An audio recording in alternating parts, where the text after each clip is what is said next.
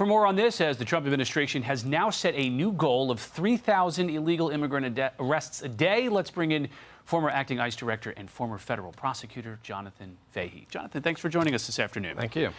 Is 3,000 arrests a day realistic, do you think? Yeah, I think it is. Right now they're getting, I think, about 1,000 a day. So they're going to be able to ramp this up in a couple of ways. I mean, one, they're going to get some more resources with the big, beautiful bill that's going to be passed. I think there's about $140 to $150 billion for ICE and CBP. They're also enlisting the help of both other federal agencies other than ICE, the FBI, DEA are helping in these arrests. And they're also enlisting the help of local law enforcement through the 287G program, which can help not only identify people that are in the jails already, but also as part of task force go out and help in the arrest. And that's really a force multiplier because these guys are really the eyes and ears for the local community and know where people are, particularly the most dangerous criminals. So I do think it is, but they're fighting a lot of uphill battles because of the Democrats just standing in the way that seem to be willing to fight every single deportation, even the most serious criminals, which is just mind-boggling if you think about it. When you led ICE in the first Trump administration, what kind of numbers were you dealing with, and what were the biggest impediments that you faced? I think the biggest impediments that they face really even then were the Democratic Party because people were fighting ICE. And you see a lot of these when you saw that clip of referring to Tim Walz, referring to ICE agents as the Gestapo and other things like that, really, dehumanizing them, marginalizing them, but basically saying it's acceptable for people in the community that don't want to be arrested to fight against them, to say they're not a legitimate authority.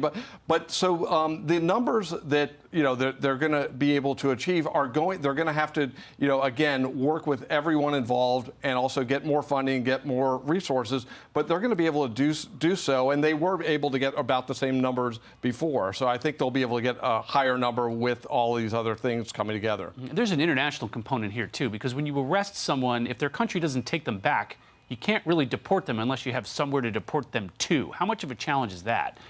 It is a challenge, but you saw early on when Trump took office that they were able to get certain countries that weren't taking people back to change their positions. And he's using all the tools at his disposal. It could be tariffs, could be economic sanctions, could be withholding aid. So it is going to be a challenge for some countries, but we've already seen some other ones already, turn on a dime. And some of these people are just going to be detained. They're not going to be released back into the United States until somebody takes them back. But we're not going to. The Trump administration is very clear. They're not doing what the Biden administration did. They're putting public safety first, national security first. And if it means these people need to be detained until they can be deported, they're going to do that. The Trump administration is now naming and shaming sanctuary jurisdictions, those who prevent their law enforcement officers from working with ICE. Do you think it's going to work? Yes, and here's how it's going to work. One, they're essentially putting them on notice because a lot of these sanctuary cities have been in violation of federal law, the Alien Harboring Act, which says anything you do to shield or conceal people from deportation or from ICE is a violation of federal law, federal criminal law. So they're basically putting them on notice that a lot of them have already been in violation of federal law. So they're essentially saying, you need to stop doing this now, or more is coming. And they don't want to be in the midst of any of these local departments, city councils don't want to be in the crosshairs of a federal investigation. It's not only expensive, it's burdensome, it's going to be disruptive.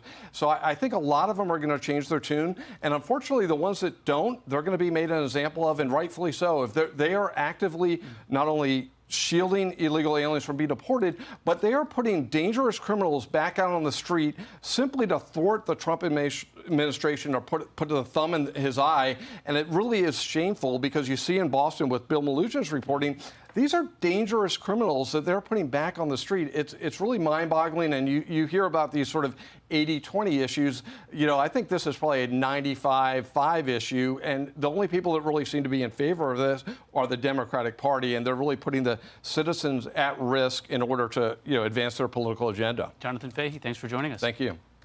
Hey, Sean Hannity here. Hey, click here to subscribe to Fox News YouTube page and catch our hottest interviews and most compelling analysis. You will not get it anywhere else.